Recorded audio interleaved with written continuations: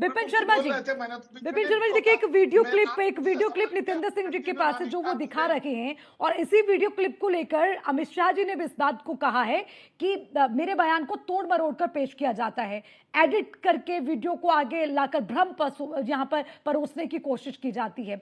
ऐसी चीजों से कैसे बचा जाए? क्योंकि देखिए, जो सदन के अंदर हुआ, जो संसद के अंदर हुआ, वो सबने देखा, वो रिकॉर्डेड है, लेकिन उसके बाद फिर बाहर जाकर उसी चीज को अगर घुमा फिरा के बोला जाएगा तो मतलब इससे एक मिनट नितेंद्र सिंह जी, विपिन जी एक बार जवाब दे दें। अगर वो बार बार सदन में बोल रहे थे, ये क्या समाजवादी पार्टी के लोगों ने उनको स्क्रिप्ट लिख के दी थी कि आप ये शब्द बोलो कि हम उनको तोड़ मरोड़ रहे हैं? सब देश सुन रहा है, कौन तोड़ रहा है? वो ये बताएं कि क्या तोड़ा गया, क्या पूरा बयान क्या है?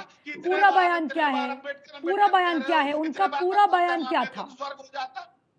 अब मैं आपको फिर उनका पूरा बयान सुनाऊंगी। पूरा बयान क्या था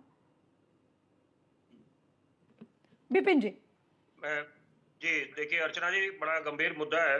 बिल्कुल, क्योंकि देखिए हम उस दौर में जी रहे हैं जी कि जब तकनीकी क्षेत्र में तो बहुत आगे बढ़ गए हैं, काफी प्रगति हो गई है, लेकिन यहाँ पर उसके साथ साथ नफा नुकसान, अगर हम मेरिट्स डीमेरिट्स की बात करें, सिक्के के दोनों पहलू होते हैं हमेशा। बिल्कुल। तो यहाँ पर जैसे वीडियो वॉर्स चलते हैं, चुनावों के दौरान देखा जाता है कि स्टिंग ऑपरेशन करे जाते हैं, एक दूसरे को घेरने की कोशिश होती है, फंसाने की कोशिश होती है।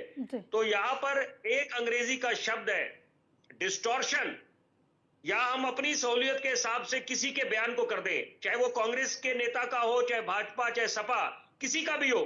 तो यहाँ ये मुद्दा बड़ा ज्वलंत बन जाता है।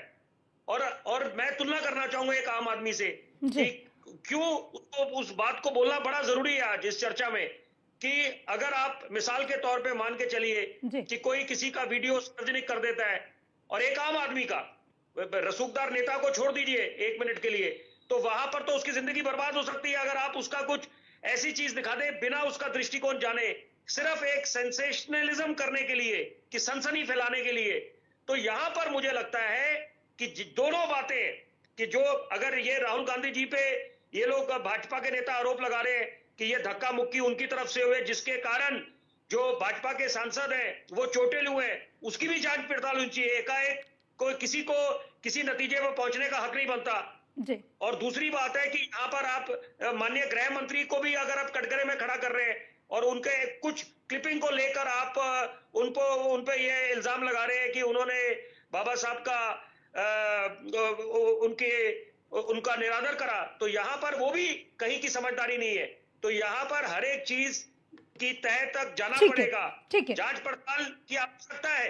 एकाएक आप निष्कर्ष पे पहुंच जाए तो ये गलत है, सरासर गलत है, और जल्दबाजी का काम तो वैसे भी शैतान का काम होता है। तो यहाँ पर ये बातें, ये मापदंड सब पे लागू होते हैं, rule for one, rule for all.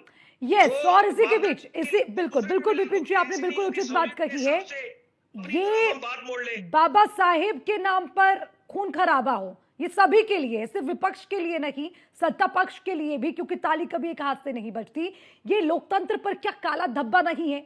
आज जो हमने देखा उस पर ये प्रश्न चिन्ह है। और इसी के साथ